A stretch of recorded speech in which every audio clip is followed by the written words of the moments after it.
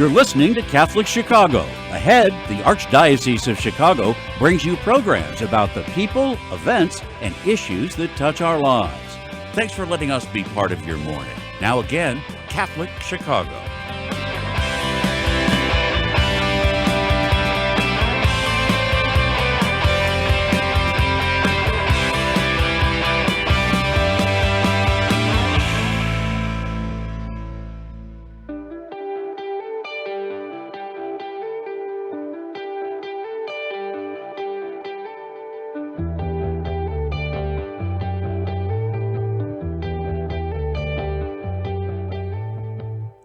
Good morning and welcome to the Voice of Charity. I'm Katie Breedeman here with my colleague Phil Zapata. Good morning, Phil. Good morning, Katie. Great to be here. Great to be here with you as well. We extend a warm hello to all who are listening on WNDZ 750 AM here in Chicago and all who are watching our live stream on YouTube and Facebook at Catholic Chicago. We continue to monitor developments in our Refugee Resettlement program that's been especially busy this year, welcoming additional refugees from Afghanistan and Ukraine as the Taliban control and Russian aggression continue to devastate these countries. So in her most recent appearance on The Voice of Charity, Elma Kulovic, who is the program director of the Catholic Charities Refugee Resettlement Program, shared with us that Catholic Charities in Chicago receives case referrals from the United States Conference of Catholic Bishops. It's one of 9 organizations that receives referrals from the United States State Department after each refugee has been determined eligible for entry into the U.S. And so there is a secure, orderly process that brings refugees to us in Chicago at Catholic Charities. Once they're here, our refugee resettlement team helps in a multitude of ways, right, to help refugees get settled into their new lives in the Chicago area. And with us today are to share actual success stories of some of our refugee clients are 2 members of the Refugee Resettlement Program. Please welcome Emily Parker and Sophia Schmall. Thank you so much for joining us, Emily and Sophia. Thank you so much for having us. Great. So, Sophia, my first question is for you. Help us get an understanding of the picture with the Refugee Resettlement Program. How many refugee clients are in the program currently, and from what countries have they come to Chicago from? Mm-hmm. So we serve around 240 clients now. That also might be an underestimate, honestly. They come from Afghanistan and Ukraine as evacuees. They also come from Iraq, Somalia, Congo, Sudan, Myanmar, and Guatemala we've seen recently as well. And then I'd also just like to note that Catholic Charities has served over 10,000 refugees since 1975. So I just think that's a really great number. Including Elma herself, who is a refugee and the director of the program. That's really a remarkable number, Sophia, since the Refugee Resettlement Program began. You're right, Phil. Elma Kulovic is a refugee herself, and that's why she's so compassionate and successful as director of the program now. Emily, could you please remind our audience the type of services the Catholic Charities Refugee Resettlement offers to refugees? And also, can you kind of give us a flavor for how long you work with an individual or a family? Yeah, absolutely. So our program can serve refugee clients for up to 5 years, but our most intensive service period begins at arrival or even before the clients step off the plane, and most intensively for the first 6 months to a year. With the majority of our services occurring within the first 3 months after arrival. So even before a client arrives, the apartment search begins and the acclimation process is started to be mapped. So we start to look at what each family specifically needs based on their biographical, their demographic information, as well as the family composition. And so we start with the apartment search, furnishing and decorating, and then stocking the fridge, small things to make them feel welcome and to create a happy beginning to this new chapter in their lives. After arrival, the name of the game is obtaining crucial documents. So after the clients step off the plane, we make sure that all of their documents that they came with are correct, which rarely they are, but then we begin by correcting them and helping them obtain American documentation. So this includes the employment authorization card, a social security card, and a state ID until they reach the point of employability, which the point of employability is actually once they've obtained all these documents and are able to legally work in the United States. So this process of obtaining these documents can take up to 3 months. In the meantime, we provide cultural orientation, job club, public transportation orientation, as well as intensive case management to clients. We also enroll them in English classes if they don't speak the language, or we refer them out to obtain their GED and begin the process of kickstarting their education here in the United States. The client's job in the first months before they're able to get a job would be to learn as much as they can about their new home, learn about Chicago, and explore before they become busy with their new job once they obtain a job. And then after a while, we'll do some budgeting and financial management. Clients will often at this point open a bank account around the 6-month mark. And our main goal in the refugee resettlement program is natural and comfortable self-sufficiency. So we want clients to be happy and healthy in their pursuit of self-sufficiency here in the United States. And our work tends to be cyclical. So like I said, most intensively in the first 3 months, then we back off for a little bit. We let them explore and learn on their own. And then we follow up infrequently between the 6 and 9 month marks, and then circle back when it's time to apply for permanent residency after 1 year. After that point, clients will come as needed for up to 5 years or just to catch up, which is always nice. That's a tremendous, and what a broad scope of responsibilities, and probably at the same time, quite overwhelming for folks that are landing on the doorstep in Chicago. And I know that you recognize that in the program. Sophia, I'd be interested in what Emily just shared, getting some really tight understanding on what you think, like that first client meeting. What's most important for you in the program to really get your arms around and cultivate with them? Mm-hmm. Yeah, so I as the K through 12 caseworker, I think that really it's my job to establish kind of a rapport with the client and make sure they're comfortable. First of all, I'll usually meet them a couple weeks after they arrive just to make sure, they settle in and everything before they have to think about, what's next for them, which is normally school enrollment for school-age kids. So I just like to meet them, make sure that I know, more of their background, educational background, just anything, they want to share with me. And then I will kind of go over what to expect from school in Chicago, what to expect, from the American school system, right? And share a little bit about the specific school they'll be going to, answer any questions. Usually there are a lot of questions, just because, it's so up in the air. And then I'll actually go with them to enroll their kids in school. And that's when they kind of get to understanding more about what they're walking into. And usually that kind of calms any fears. That's really tremendous. You are that calming spirit, that calming hand at a very tumultuous time. Emily, talk to us about, what do you see as the greatest challenges in welcoming, Afghani or Ukrainian refugees over the past year? Yes. Yeah. So I would say that the lack of documentation amongst the Afghan and Ukrainian population would be one of the largest hurdles that we face in the resettlement program. Typically with refugees who traveled through the normal process and not in a time of humanitarian crisis, such as in the case of Ukraine and Afghanistan, this process is very orderly in that we know exactly everything about clients down to their medical histories before they arrive. However, with Afghan clients, we don't have any of that information. We don't really know much about who they are. Obviously, they've been biometrically screened for safety and things like that, but we don't really know much about them. And so lack of documentation is a big one. Sheer numbers as well.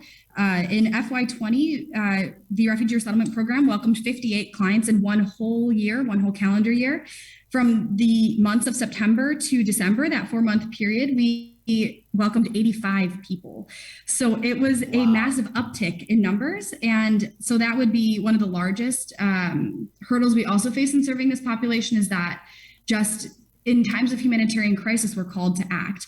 And that's what we had to do. And we had to do, everything necessary, even amidst a lot of uncertainty, as well as increase in numbers as well. So these are fascinating statistics, and we'd like to dive a little deeper after our break here and hear some stories. If you both share, obviously respecting client privacy, but we'd love to hear names and stories of these folks who are, escaping very serious, dangerous situations and trying to rebuild their lives in Chicago. So if you please bear with us, we're going to take a break here on The Voice of Charity, and when we return, we're going to continue our conversation with Emily Parker and Sophia Schmall, a caseworker and case management supervisor at a refugee resettlement. Please stay tuned. Thanks.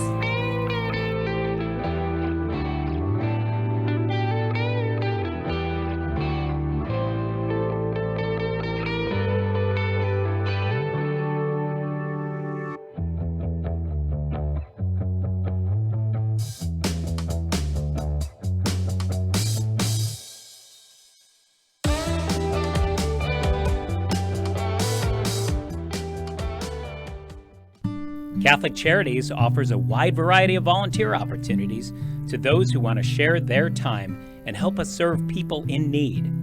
Whether it's stocking the shelves of our food pantries, helping refugees learn the English language, tutoring school-aged children, becoming a mentor to young adults, sorting clothes in our clothing rooms, serving hot meals to those who are facing homelessness, or delivering meals and making cards to lift the spirits of our homebound seniors, we are deeply grateful to all those who want to join in our mission of mercy. Volunteer opportunities are updated weekly for people of all ages at ccofchicagovolunteer.com, or just call us at 312-655-7053. That's 312-655-7053. Thank you for helping us follow Jesus' call to serve our neighbors in need.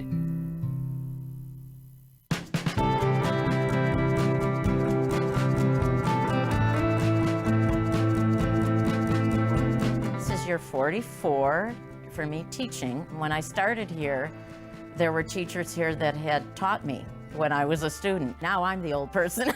Right now, I teach junior high math. I love when kids find what I'm teaching to be fun and they get it. I see that light bulb go off and it's a thrill. People are always amazed. What? You're here for 44 years? It's hard for me to believe, frankly. I love what I do. Every summer I think, oh, I miss the classroom. Even on the weekends, I think I can't wait to get back on Monday and teach those quadratic equations. Shape the next generation of leaders. Teach. Apply today at archchicago.org/schooljobs. Do you have an old bicycle that's not being used? Consider donating it to Catholic Charities Veterans Bike Project of Lake County. Skilled volunteers are refurbishing bicycles to make them safe and ready to be used by veterans to get to and from their new places of work. We also gratefully accept financial contributions that are used to purchase bike helmets and other safety accessories. Our veterans have faithfully served the United States, and now it is our privilege to serve them. For more information on the Veterans Bike Project of Lake County, call 847-782-4219. That's 847-782-4219.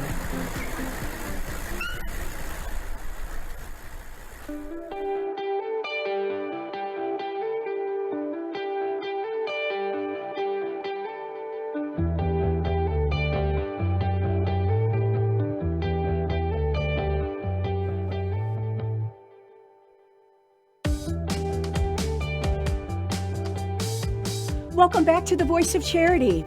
I'm Katie Breedham, and here with Phil Zapata in our studio. And we have via Zoom our guests today, Emily Parker and Sophia Schmall, who are part of the team at Refugee Resettlement in Uptown, Catholic Charities program to welcome refugees to Chicago, help them to adjust to life in Chicago and also to life in the United States. And they've oftentimes fled very serious, dangerous situations. And these two very warm and compassionate ladies, along with Elma Kulovich, their director and the rest of the refugee resettlement team are such a welcoming, warm, and knowledgeable presence that makes life easier for them as they're trying to rebuild their lives here. Before the break, we were talking about some of the statistics and services you provide. But Emily, can we ask you to share some stories of refugees that you've worked with? As I said, respecting client privacy, but we'd like to know, the people that you're working with and how they're finding that they are acclimating to life in Chicago and onto happier, safer times in their lives. Absolutely. Yeah. So this is the best part of our day, is hearing about these wonderful success stories, and there are many. And so when asked this question, it's so difficult to answer because there's so many.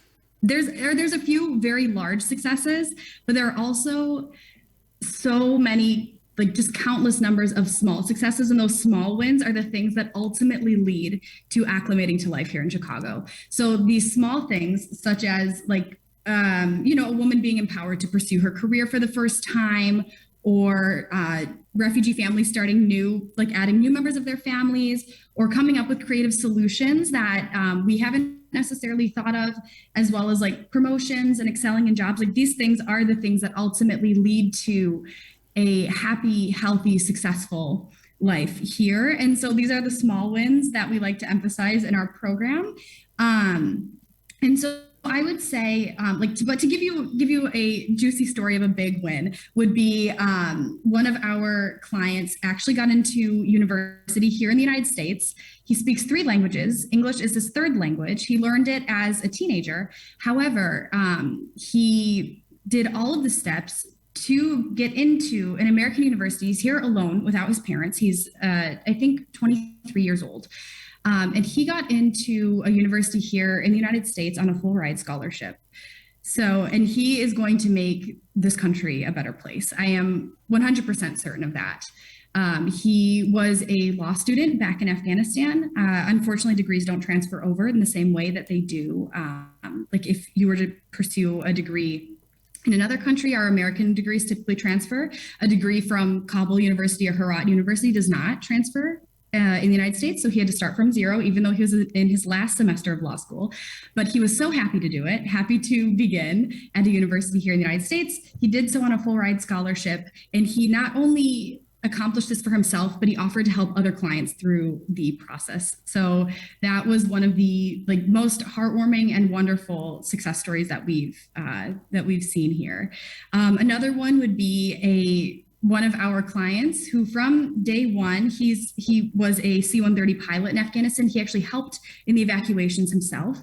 He is a remarkable human being. His story is fantastic. Might I ever suggest a new topic for the show if you ever want to have him on. He actually joined our employment team. So he is now our colleague at Catholic Charities because of his work with our program from his day of coming to Chicago. He turned around, helped others that didn't know the language, that didn't know the culture as well. And he turned around and helped when he didn't have to. And I identified that in him. And I asked him if his first job here in the United States would like to be working as a member of our Catholic Charities Refugee Resettlement team. And so I'm so happy to share that Colonel Abdul Qayyum is our now case manager here in our resettlement program. So those are 2 big success stories. Those Emily, are wonderful stories. That's fantastic. And I know that story, and you're spot on when you say that could be a show within itself with the Colonel's story, because it's truly inspiring what he's done, and I'm thrilled. I guess I didn't know that he's now joined our team, so that's thrilling news. So thank you for sharing that. Sophia, let's pivot to children.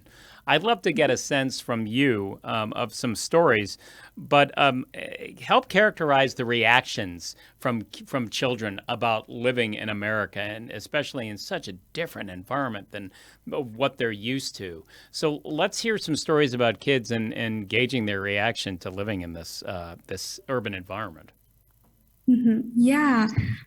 Well, I think most really, really love Chicago. I think our families really react well to Chicago. I think it's set up well for welcoming refugees. So I would say that I'm also very fortunate to work within the Chicago public school system, where everyone is very welcoming already. So they have systems in place already to welcome a lot of refugee students, and a lot of these schools have refugee students. So they're already, I think, set up to acclimate the students very well. So I just want to like give them a shout out just because I've learned so much from them. Like, for example, I went in February with a family with 3 kids to an elementary school to enroll them.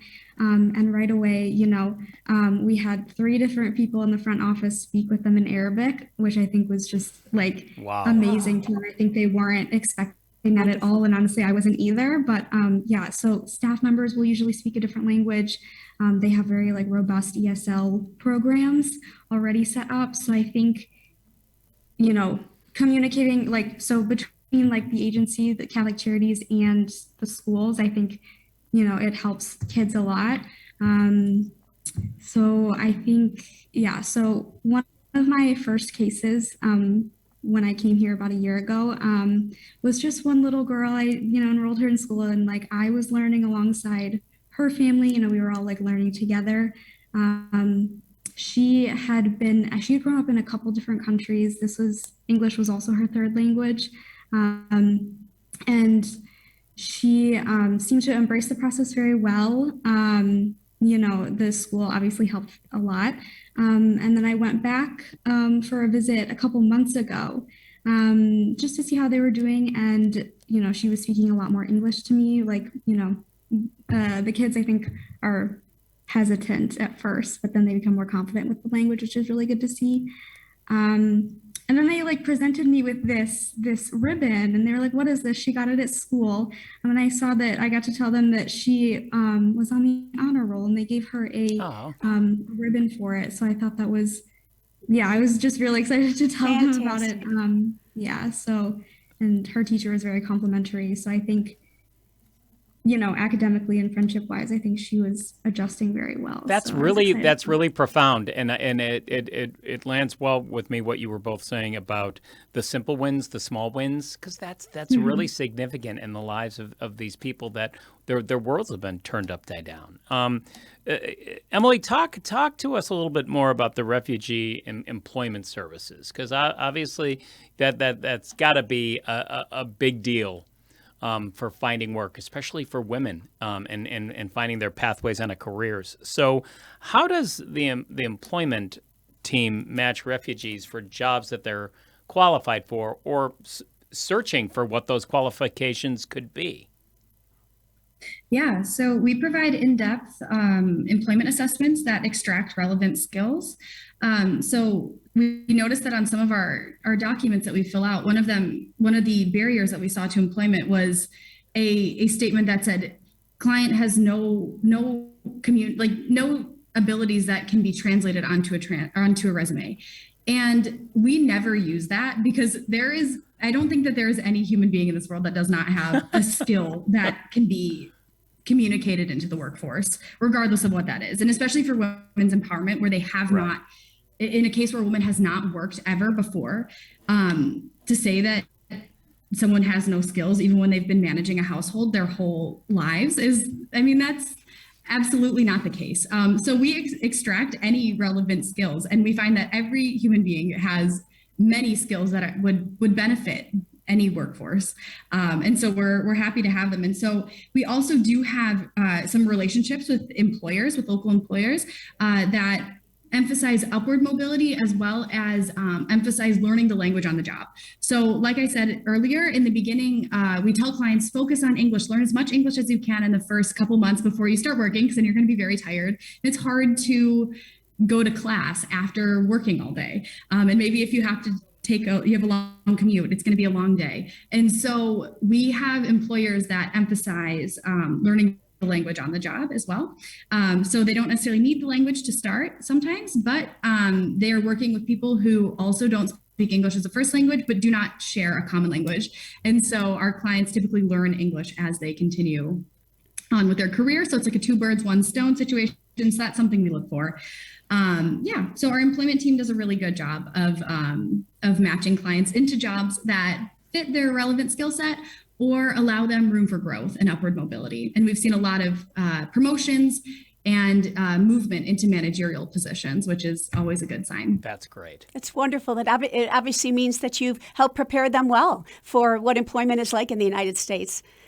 Sophia, can you talk a little bit more about the language barriers that you see with the different refugees coming from different countries? I know you have some wonderful translators in the Refugee Resettlement Program. I'm especially wondering about refugees who might need counseling after experiencing really traumatic situations. How does that work out? Are your translators able to work through some of the counseling issues, the mental health issues, or do you bring in Catholic Charities behavioral services team to assist in that regard? Sophia, how do the mental health concerns, how do you help address those?